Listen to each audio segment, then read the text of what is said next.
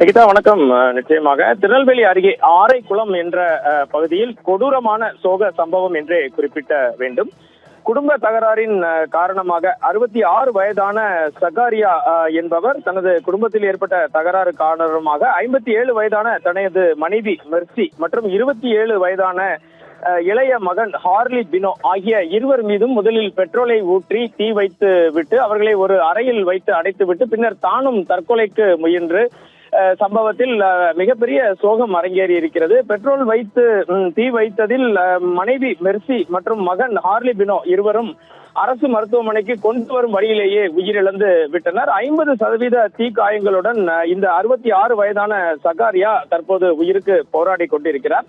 திருநெல்வேலி மாவட்டத்தையே கலங்கடித்திருக்கும் இந்த சம்பவம் குறித்து விசாரித்த போது பாளையங்கோட்டை தீயணைப்பு மற்றும் மீட்பு பணிகள் நிலையத்திற்கு ஆரைக்குளம் தெருவில் உள்ள ஒரு வீட்டில் தீ விபத்து ஏற்பட்டதாக சற்று முன் ஒரு தகவல் கிடைக்கிறது. உடனடியாக தீயணைப்பு படையினர் சம்பவ இடத்திற்கு செல்கின்றனர். அங்கு பார்த்தீர்கள் என்றால் சகாரியா தீ காயங்களுடன் வீட்டிற்கு வெளியே உயிருக்கு போராடி கொண்டிருந்துள்ளார். அவரது மனைவி மெர்சி மற்றும் மகன் ஹார்லி பினோ ஆகியோர் வீட்டிற்குள் இருந்து வெளியே வர முடியாமல் சிக்கியிருந்தனர்.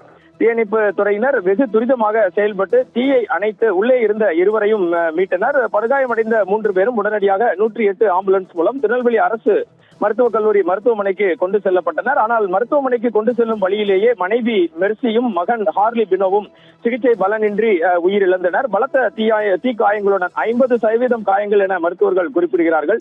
சகாரியா ஆபத்தான நிலையில் தீவிர சிகிச்சை பிரிவில் அனுமதிக்கப்பட்டு உயிருக்கு போராடி வருகிறார். இந்த சம்பவம் குறித்து முதற்கட்டமாக முன்னீர்பள்ளம் காவல்துறையினர் வழக்கு பதிவு செய்து விசாரணையை தொடங்கிய போது சகாரியா மெர்சி தம்பதியினருக்கு 2 மகன்கள் மற்றும் ஒரு மகள் உள்ளனர். மூத்த மகனுக்கு நிகிதா 4 நாட்களுக்கு முன்புதான் திருமணம் நடைபெற்றுள்ளது.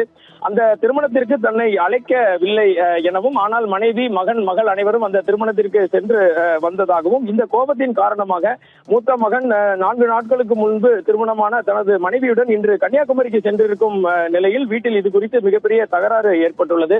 அந்த தகராறு முற்றியதன் அடிப்படையில் சகாரியா பெட்ரோலை எடுத்து தனது மனைவி மற்றும் மகன் மீது ஊற்றி தீ வைத்து விட்டு அந்த அறையை அடைத்து விட்டு பின்னர் வெளியே வந்து தானும் தற்கொலைக்கு பெட்ரோலை ஊற்றி முயன்றதாக முதற்கட்ட தகவல்கள் தெரிவிக்கின்றன. திருநெல்வேலி மாவட்டத்தையே உலுக்கி இருக்கும் இந்த சம்பவம் குறித்து திருநெல்வேலி மாவட்ட காவல்துறை கண்காணிப்பாளர் சிலம்பரசன் தலைமையில் மிக மிக தீவிரமான விசாரணை நடைபெற்று வருகிறது. இந்த சம்பவம் அப்பகுதியில் பெரும் சோகத்தையும் அதிர்ச்சியையும் ஏற்படுத்தி உள்ளது. நிகிதா, தகவல்களை தொடர்ந்து திரட்டிக் கொண்டிருக்கிறோம். நிகிதா.